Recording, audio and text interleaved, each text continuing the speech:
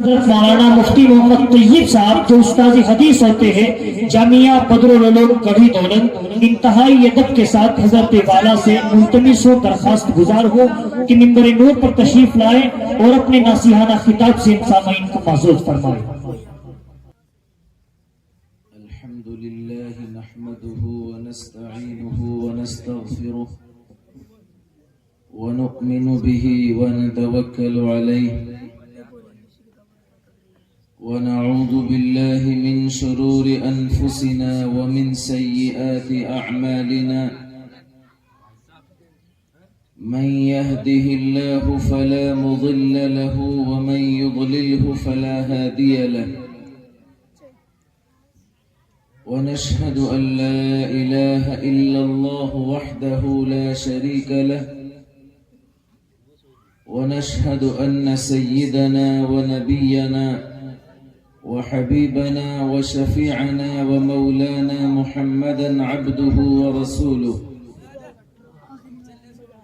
صلى الله تبارك وتعالى عليه وعلى آله وأصحابه وأزواجه وذرياته وأهل بيته وبارك وسلم تسليما كثيرا كثيرا أما بعد فأعوذ بالله من الشيطان الرجيم بسم الله الرحمن الرحيم ما كان محمد أبا أحد من رجالكم ولكن رسول الله وخاتم النبيين صدق الله العظيم۔ قوت عشق سے ہر پست کو بالا کر دے، قوت عشق سے ہر پست کو بالا کر دے، دہر میں اسم محمد سے اجالا کر دے، ہونا یہ پھول تو بلبل کا ترنم بھی نہ ہو، چمن دہر میں کلیوں کا تبسم بھی نہ ہو، یہ نہ ساقی ہو تو میں بھی نہ ہو، خم بھی نہ ہو، بزم توحید بھی دنیا میں نہ ہو، تم بھی نہ ہو، خیمہ افلاک کا استاد اسی نام سے ہے، نبض ہستی تپش آماد اسی نام سے ہے، دشت میں دامن کوہسار میں میدان میں ہے، بحر میں موج کی آغوش میں طوفان میں ہے، چین کے شہر مراکش کے بیابان میں ہے، اور پوشیدہ مسلمان کے ایمان میں ہے، چشم اقوام یہ نظارہ ابد تک دیکھے، رفعت شان رفعنا لک ذکرک دیکھے۔ سب بولو صلی اللہ علیہ وسلم۔ مدرسہ سبیل الفلاح کے انتہائی موقر اسٹیج پر تشریف فرما نہایت معزز و مکرم حضرات علماء کرام اور سامعین ذی وقار، آپ حضرات بہت دیر سے، شاید مغرب کے بعد سے ہی علماء کرام کے قیمتی خطابات سے مستفیض ہو رہے ہیں۔ ابھی عزیزم مفتی عادل صاحب سلمہ انتہائی پرسوز انداز میں اپنے دل کے درد کو آپ کے سامنے رکھ رہے تھے۔ آقا مدنی تاجدار مدینہ محمد مصطفیٰ صلی اللہ علیہ وسلم کے سیرت کے نمایاں پہلوؤں کو آپ کے سامنے رکھ رہے تھے۔ میرے بھائیو، مجھے کچھ بہت زیادہ لمبی تقریر تو نہیں کرنی ہے، صرف آپ کو ایک بات سمجھانی ہے، لیکن بات سمجھانے سے پہلے میں آپ حضرات سے یہ عرض کرنا چاہوں گا کہ اگر آپ سمجھنا چاہیں تو پھر آپ اپنی زبانوں کو بند کر کے اور کانوں کو کھول کر بیٹھ جائیں. آپ کئی سارے حضرات گفتگو کریں گے تو شاید میری گفتگو کوئی سن بھی نہیں پائے گا، سمجھ بھی نہیں پائے گا. میں مدرسے والوں کو، جلسے والوں کو بہت سی جگہ یہ مشورہ دینے لگا ہوں کہ ایک ہارن ایسا ہونا چاہیے کہ جو الگ رکھا ہوا ہو. یہ جو اسپیکر یہاں بندے ہوئے ہیں ان کی آواز ہمارے بھائیوں تک نہیں جاتی. ایک الگ سے اسپیکر کا انتظام ہو، ہارن کا انتظام ہو. ایک آدمی کی ڈیوٹی لگائیں اور وہ جا کر اس کو اٹھا کر لے جائے، اور ہمارے وہ بھائی جو کہنے کے باوجود بار بار بولتے رہتے ہیں ان کے کان کے قریب رکھ دیں اور ہم زور سے چلا کے کہہ دیں کہ خاموش ہو جاؤ. یہ ہونا چاہیے، ورنہ تو پھر آواز پہنچتی نہیں ان حضرات تک، گفتگو ہوتی رہتی ہے، ہم بھی چلاتے رہتے ہیں، یہ اپنی بات کرتے رہتے ہیں، نہ یہ ہماری سنتے ہیں نہ ہم ان کی سنتے ہیں. اس لیے میرے بھائیوں، آپ حضرات سے بس یہ گزارش ہے کہ آپ لوگ خاموشی کے ساتھ سن لیں. زیادہ لمبی گفتگو نہیں کروں گا. اللہ کی رحمت بھی برس رہی ہے. یہ تو اللہ کے اس محفل کو، اس نورانی محفل کو اللہ کے فرشتوں نے گھیرا ہوا ہے، تو رحمت یہاں نہیں برسے گی تو پھر کہاں برسے گی؟ اور رحمت برسے اور آپ اس سے پریشان ہو جاؤ، یہ ہو سکتا ہے؟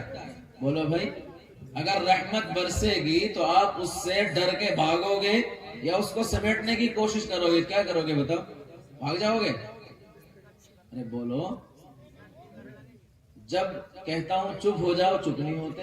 جب کہتا ہوں بول جاؤ تو بولتے نہیں.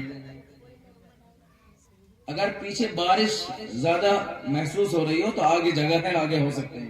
مولانا ناظم صاحب، آگے جگہ ہے، پیچھے شاید وہ خالی بیٹھے ہوئے، وہ نہیں صاحبہ، آ جائیے آپ آگے آ جائیں گا، پیچھے آگے ہو سے جائیں. دیکھو جانا تو نہیں ہے، جانا تو انشاءاللہ نہیں ہے. ہم تو وہ ہیں جو تلواروں کے سائے میں سجدے کرتے ہیں. تو یہ بارش تو پھر بھی اللہ کی رحمت ہے.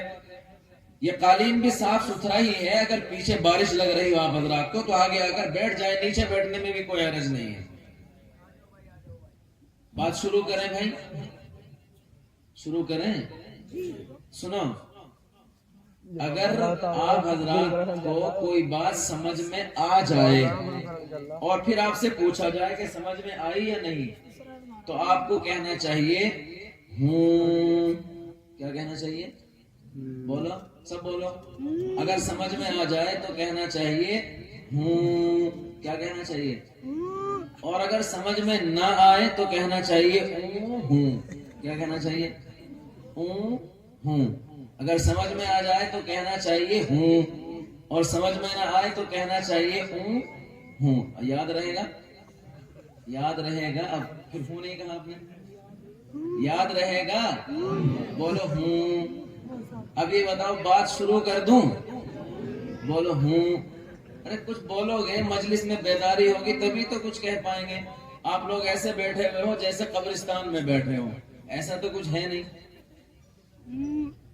میرے بھائیوں، میں یہ عرض کرنا چاہتا ہوں کہ پروردگار عالم نے اپنی جتنی بھی نعمتیں ہیں وہ سب کے لیے عام کر رکھی ہے.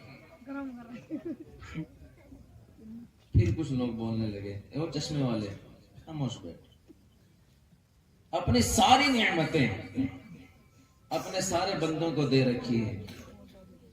جتنی بھی بڑی بڑی اللہ کی نعمتیں ہیں، پانی اللہ کی نعمت، ہوا اللہ کی نعمت، دھوپ اللہ کی نعمت، رزق اللہ کی نعمت، صحت و جوانی اللہ کی نعمت، آنکھیں اللہ کی نعمت، کان اللہ کی نعمت، یہ ہاتھ اور پیر اللہ کی نعمت، یہ آسمان یہ زمین اللہ کی نعمت، یہ سورج اور یہ چاند اور یہ ستارے اور یہ سیارے، یہ سب اللہ کی بڑی بڑی نعمتیں ہیں. لیکن ان نعمتوں میں اللہ تبارک و تعالی نے کوئی کسی کی تخصیص نہیں فرمائی، سب کے لیے ان کو عام کر دیا. چاہے کوئی اللہ کو مانتا ہو یا نہ مانتا ہو، اللہ کی عبادت کرتا ہو یا نہ کرتا ہو، اس کو ایک خدا مانتا ہو یا اس کے ساتھ سینکڑوں خداؤں کو شریک کرتا ہو، اللہ تبارک و تعالیٰ نے ساری نعمتیں سب کو دے رکھی ہیں۔ اگر کوئی بندہ ساری رات اللہ کی نافرمانی میں گزارے، جب صبح ہوتی ہے اور وہ بندہ سو کر اٹھتا ہے تو پروردگار یہ نہیں کہتا کہ اے میرے بندے، چونکہ رات تو نے میری نافرمانی کی ہے، ساری رات تو نے عصیاں اور گناہوں میں گزاری ہے، لہٰذا اب تجھے پانی نہیں ملے گا، کہتا ہے اللہ تعالیٰ؟ بولو تو نے ساری رات گناہوں میں گزاری ہے، لہٰذا آج تیری چائے بند، اللہ ایسا کہتا ہے؟ بولو، نہیں کہتا۔ سب کو وہ نعمتیں ملتی ہیں، چاہے عبادت میں گزار کر صبح کر لے، چاہے گناہوں میں گزار کر صبح کو اٹھ جا، چاہے اللہ کی نافرمانی میں ساری رات گزار دے، اللہ تبارک و تعالیٰ صبح کو اٹھنے کے بعد اپنی ساری نعمتیں سب کو دیتا ہے۔ لیکن میرے بھائیوں، میں آپ کو سمجھانا یہ چاہتا ہوں، ایک نعمت اللہ نے ایسی دی ہے جو سب کو نہیں دی، صرف تم کو عطا کی ہے، صرف تمہیں ملی ہے وہ نعمت، کسی اور کے پاس نہیں ہے۔ اور اگر دیکھا جائے تو دنیا کی ساری نعمتیں دوسروں کے پاس زیادہ ہیں، ہمارے پاس نہیں ہے۔ شہرتیں ان کے پاس، عزتیں ان کے پاس، مال و دولت ان کے پاس، حکومتیں ان کے پاس، طاقت ان کے پاس، سب کچھ ان کے پاس ہے ہم سے زیادہ۔ ایک نعمت ایسی ہے جو اللہ نے مجھے اور آپ کو عطا کی ہے، اور وہ نعمت ہے ایمان، وہ نعمت ہے قرآن، وہ نعمت ہے تاجدار مدینہ، سب بولو صلی اللہ علیہ وسلم کی غلامی، وہ نعمت ہے اللہ کے نبی صلی اللہ علیہ وسلم کی امت میں ہم کو پیدا کرنا۔ یہ نعمت ہمیں اور آپ کو ملی ہے، کسی اور کے پاس نہیں۔ ایسا نبی کہ جس کی امت میں پیدا ہونے کے لیے انبیاء دعائیں کرتے ہیں، جس کی امت میں پیدا ہونے کے لیے سارے نبیوں نے خواہش کا اظہار کیا ہے، کاش ہم خاتم الانبیاء کی امت میں پیدا ہو گئے ہوتے۔ کیسا نبی! آپ جانتے ہو اس نبی کی اہمیت کو، تمہیں پتا ہے اللہ نے آپ کو کیسا نبی عطا کیا ہے، مسلمانوں تم جانتے ہو، تمہیں اندازہ ہے کیسا نبی اللہ نے آپ کو عطا کیا ہے۔ ایک مرتبہ آقا مدنی تاجدار مدینہ صلی اللہ علیہ وسلم کے والد گرامی حضرت عبداللہ ایک راستے سے جا رہے ہیں، وہ شادی سے پہلے کی بات ہے، حضرت عبداللہ کی شادی نہیں ہوئی تھی جب تک، ایک یہودی عورت سامنے سے آئی اور آ کر سامنے کھڑی ہو گئی عبداللہ کے، کہنے لگی عبداللہ میں آپ سے شادی کرنا چاہتی ہوں۔ یہودی عورت کہتی ہے، حضرت عبداللہ اس کو منع کر کے انکار کر کے وہاں سے چلے گئے۔ کچھ دنوں کے بعد پھر وہی یہودی عورت سامنے آئی، اس مرتبہ حضرت عبداللہ کو دیکھ کر اس نے اپنا منہ پھیر لیا، سامنے نہیں آئی، چہرہ گھما لیا۔ حضرت عبداللہ نے کہا کہ کیا بات ہے، کچھ دنوں پہلے تک تم میری خوشامدیں کر رہی تھی، میرے سامنے آ کر کھڑی ہوتی تھی، مجھ سے شادی کی خواہش ظاہر کرتی تھی، آج کیا ہو گیا، کیوں مجھ سے منہ پھیر کر جا رہی ہو؟ تو اس یہودی عورت نے کہا عبداللہ مجھے تم سے کوئی لینا دینا نہیں ہے، مجھے ایسا لگتا ہے کہ اب تمہاری شادی ہو گئی اور اب میں تمہاری طرف اس لیے نہیں دیکھتی، شادی جب تک تمہاری نہیں ہوئی تھی تمہاری پیشانی کے اندر ایک نور چمکتا تھا اور وہ نور تھا خاتم الانبیاء تاجدار مدینہ کا نور، میں اس نور کو حاصل کرنا چاہتی تھی، میرا ارادہ یہ تھا کہ میں خاتم الانبیاء کی ماں بن جاؤں، اب وہ نور تمہاری پیشانی میں نہیں ہے، لگتا ہے تم نے شادی کر لی، وہ نور ماں کی طرف منتقل ہو گیا، اب تمہاری پیشانی میں وہ نور نہیں ہے، لہذا مجھے تمہاری طرف دیکھنے کی کیا ضرورت ہے۔ ایسا نبی اللہ نے ہمیں عطا کیا۔ حضرت آمینہ رضی اللہ عنہا کے بطن میں آپ ہیں، پیٹ میں ہیں، لوگوں نے حضرت عبد المطلب کو حرم کے اندر گھیر لیا، لوگوں نے پکڑ کے بٹھا لیا، والد کا انتقال ہو چکا ہے حضرت عبداللہ کا، لاڈلے نبی صلی اللہ علیہ وسلم پیٹ کے اندر ہیں، لوگوں نے عبد المطلب کو پکڑا اور یہ کہا عبد المطلب اپنی بیوہ بہو کے لیے کون سے علاقے کا مشک لا کر دیتے ہو، کون سے علاقے کی خوشبو لا کے دیتے ہو، کہاں کا عطر تم نے لا کر دیا ہوا ہے؟ ہم تمہارے گھر کے سامنے سے گزرتے ہیں، ہمارا دل و دماغ معطر ہو جاتا ہے، تمہارے گھر سے ایسی خوشبو آتی ہے، آج تک ہم نے ایسی خوشبو نہیں سونگی، کہاں سے لا کے دیتے ہو؟ تانا دیا حضرت عبد المطلب کو، بیوہ عورت ہے، بیوہ عورت کو کون خوشبو لا کے دیتا ہے؟ تمہارے گھر میں بیوہ عورت کے کپڑوں سے، تمہارے گھر کے اندر سے کیوں ایسی خوشبو آتی ہے؟ کیا معاملہ ہے؟ عبد المطلب نے جواب نہ دیا، گھر پہنچے، اپنی اہلیہ حضرت فاطمہ آپ علیہ السلام کی دادی، ان سے کہا کیا بات ہے، بہو کا کیا معاملہ ہے؟ لوگوں نے مجھے تانے دینے شروع کر دیے، لوگ یہ کہتے ہیں تمہارے گھر میں بیوہ عورت ہے، پھر تمہارے گھر سے خوشبو کیوں آتی ہے؟ حضرت فاطمہ نے حضرت آمینہ سے کہا کہ سسر یہ کہہ رہے ہیں کہ تمہارے گھر سے خوشبو آتی ہے، معاملہ کیا ہے؟ بہو ذرا تم ہی بتا دو، یہ خوشبو تم کون سی استعمال کرتی ہو؟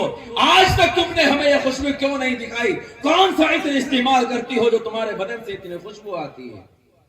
حضرت آمینہ نے کہا مجھے نہیں پتا، یہ میرے پیٹ کے اندر جو دلارا ہے، یہ میرے پیٹ کے اندر جو شہنشاہوں کا شہنشاہ موجود ہے، یہ اس کی برکت ہے، مجھے پیدا کرنے والے کی قسم، میں جہاں تھوکتی ہوں وہاں سے خوشبو آتی ہے، میں بیت الخلا میں جاتی ہوں وہاں سے نکلنے کے بعد وہاں سے خوشبو آتی ہے، اور مجھے نہیں پتا، جاؤ اگر پوچھ سکتے ہو اس سامنے کھڑے ہوئے درخت سے پوچھ لو، جب میں پانی لینے کے لیے وہاں سے گزرتی ہوں تو یہ درخت مجھے کہتا ہے خاتم الانبیاء سید المرسلین کی امی تمہیں سلام ہے، یہ درخت مجھے سلام کرتے ہیں، مجھے نہیں پتا، یہ تو اس آنے والے مہمان کی برکت ہے، ایسا نبی اللہ نے ہمیں عطا کیا ہے۔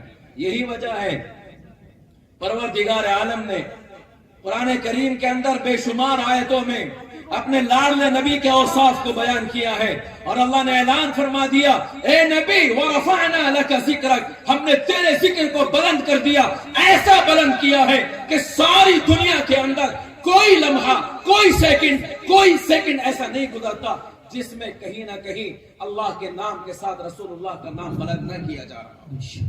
جہاں بھی اللہ کا نام آئے گا، اذانوں میں، نمازوں میں، اور جہاں بھی کہیں اللہ کا نام آئے گا وہاں پر پیارے نبی صلی اللہ علیہ وسلم کا نام ضرور آتا ہے۔ ایسا نبی اللہ نے ہمیں اور آپ کو عطا کیا ہے، اسی لیے آج تک ساری دنیا کے زبان دانی کا دعویٰ کرنے والے، ساری دنیا کے شعراء اور بلاغا اللہ کے نبی علیہ السلام کی تعریف میں اپنے اپنے کلام کو مزین کرتے ہیں۔ حضرت حسان ابن ثابت رضی اللہ عنہ نے آپ علیہ السلام کے بارے میں بڑا خوبصورت شعر کہا، آپ نے کہا وَأَحْسَنَ مِنْكَ لَمْ تَرَ قَطُّ عَيْنِي وَأَجْمَلَ مِنْكَ لَمْ تَلِدِ النِّسَاءُ خُلِقْتَ مُبَرَّأً مِنْ كُلِّ عَيْبٍ كَأَنَّكَ قَدْ خُلِقْتَ كَمَا تَشَاءُ، اے نبی آپ تو ایسے پیدا ہوئے ہیں کہ ایسا حسین و جمیل بچہ آج تک کسی آنکھ نے نہیں دیکھا۔ اور اس کے بعد کہتے ہیں ما ان مدحت محمدا بمقالتی ولكن مدحت مقالتی بمحمد، میں نے آپ علیہ السلام کی ساری زندگی تعریف و توصیف بیان کی ہے، لیکن اس تعریف و توصیف کے ذریعے میں نے آپ علیہ السلام کی منقبت میں، آپ کی تعریف میں کوئی اضافہ نہیں کیا، بلکہ آپ کی تعریف کر کے میں نے اپنے کلام کو مزین کر لیا، سمجھ لیا۔ میرے بھائیوں، موسم اجازت نہیں دیتا کہ میں اور تفصیل کروں، بس میں یہ بتانا چاہتا ہوں ساری دنیا میں سب سے بڑی دولت آپ کے پاس ہے، سب سے بڑی نعمت آپ کے پاس ہے، سب سے شاندار نبی آپ کے پاس ہے، سب سے شاندار قرآن آپ کے پاس ہے، سب سے شاندار دین آپ کے پاس ہے، اور کسی کے پاس ایسا دین نہیں، ایسی شریعت نہیں، ایسا قانون نہیں، ایسا دستور نہیں، کسی کے پاس نہیں ہے جو اللہ تبارک و تعالیٰ نے ہمیں مسلمانوں کو عطا کیا ہے۔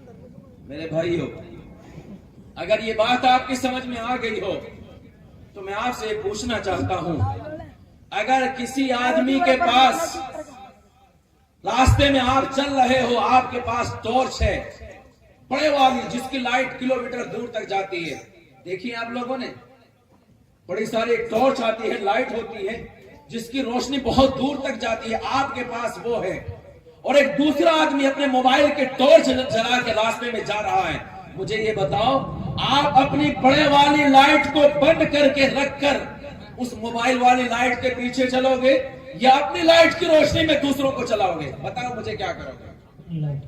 اپنی لائٹ جو اللہ نے آپ کو دی ہے، آپ کے پاس زیادہ روشنی والی لائٹ ہے تو آپ موبائل والے سے کہو گے بھائی تو اپنا موبائل بند کر میرے ساتھ چل. یہ دنیا کا دستور ہے، یہ فطرت کا قانون ہے. لیکن میرے بھائیو آج ہو یہ رہا ہے، آج یہ ہو رہا ہے، ایسا شاندار دین اور شریعت ہمارے پاس، اس کے باوجود آج ہمارا مسلمان نوجوان، آج ہماری مسلمان مائیں اور بہنیں، آج ہمارا مسلم معاشرہ، آپ دل پر ہاتھ رکھ کے مجھے بتاؤ آج روزانہ موبائلوں میں کیا نہیں سنتے کہ روز کوئی نہ کوئی ہماری بہن، کوئی نہ کوئی ہماری بیٹی، کوئی نہ کوئی ہمارے گھر کی عزت و آبرو، کوئی نہ کوئی ہمارے سروں کا تاج، ہماری بیٹیاں آج غیروں کے ساتھ جا رہی ہیں کہ نہیں جا رہی ہیں، اپنے ایمان کو چھوڑ کر دوسروں کے پیچھے جا رہی ہیں کہ نہیں جا رہی ہیں. مجھے بتاؤ تو صحیح، آپ سننے کے لیے بیٹھے ہو یا سمجھنے کے لیے، مجھے بتاؤ تو صحیح، کیا یہ ہمارے سامنے روز نہیں ہو رہا؟ کیا آپ کو دکھ نہیں ہوتا؟ کیا آپ کا کلیجہ نہیں روتا؟ کیا آپ کی آنکھوں سے آنسو نہیں نکلتے؟ کیا آپ کا دل آپ کو نہیں جھنجھوڑتا؟ آخر کیا وجہ ہے؟ سارا کچھ ہمارے پاس ہے، دنیا ساری ہمارے پیچھے آج تک چلتی آئی ہے. آج کیا ہو گیا ہمیں؟ آج کہاں چلی گئی ہماری غیرت؟ کہاں چلی گئی ہماری حمیت؟ کہاں چلی گئی ہماری شرم و حیا؟ کیا وجہ ہے میرے بھائیوں کہ آج ہماری مائیں بہنیں غیروں کے ساتھ جا رہی ہیں، اپنے ایمان کو، اپنے دین کو خیر آباد کہہ کے، اپنی دنیا اور آخرت کو خراب کر کے دوسروں کے ساتھ ہماری مائیں بہنیں نہ جانے کس چکر میں، نہ جانے کس لالچ میں، نہ جانے کس ڈر اور خوف میں جا رہی ہیں. میرے بھائیوں آپ مجھے یہ بتاؤ، آپ کب تک آنکھ بند کر کے بیٹھے رہو گے؟ مجھے بتاؤ تو صحیح، بولتے کیوں نہیں ہو؟ آپ نے پڑھ گئے زبان میں کیا؟ کیوں تمہاری آوازیں نہیں نکلتی؟ مجھے بتاؤ کب تک آنکھ بند کر کے بیٹھو گے؟ مجھے بتاؤ کب تک تمہارا ضمیر نہیں جاگے گا؟ مجھے بتاؤ کب تک ہاتھ پہ ہاتھ دھرے بیٹھے رہو گے؟ کب تک تم اس ارتداد کے خلاف، اس بے دینی کے خلاف، اس بے حیائی کے خلاف، اس بے شرمی کے خلاف اور اس دین سے دوری کے خلاف، دین سے بیزاری کے خلاف کب تک نہیں اٹھو گے؟ کون سا وقت آئے گا؟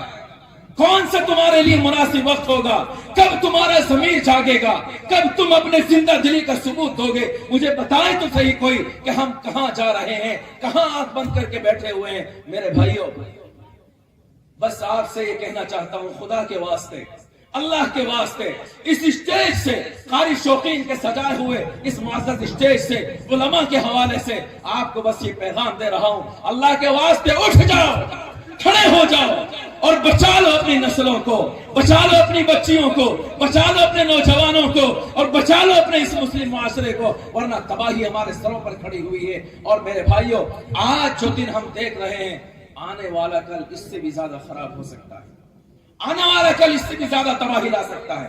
میرے بھائیوں اگر آپ کی سمجھ میں بات آئی ہو، میں اپنی بات ختم کر رہا ہوں، آپ مجھے ہاتھ اٹھا کے یہ بتائیں کہ انشاءاللہ آج سے ہم اپنے گاؤں میں، اپنے علاقے میں ارتداد کے خلاف، نشے کے خلاف، سود کے خلاف، بے دینی کے خلاف، بددینی کے خلاف، بے حیائی کے خلاف، آج سے جس کا ارادہ ہو کھڑے ہونے کا مجھے ہاتھ اٹھا کے بتائے کہ انشاءاللہ آج سے ہم کھڑے ہوں گے.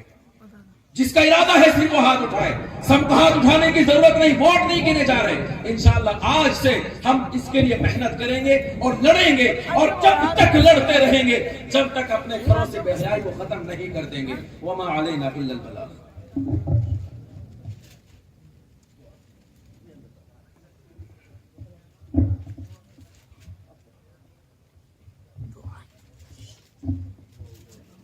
اللهم صل على سيدنا ومولانا محمد وعلى آل سيدنا ومولانا محمد وبارك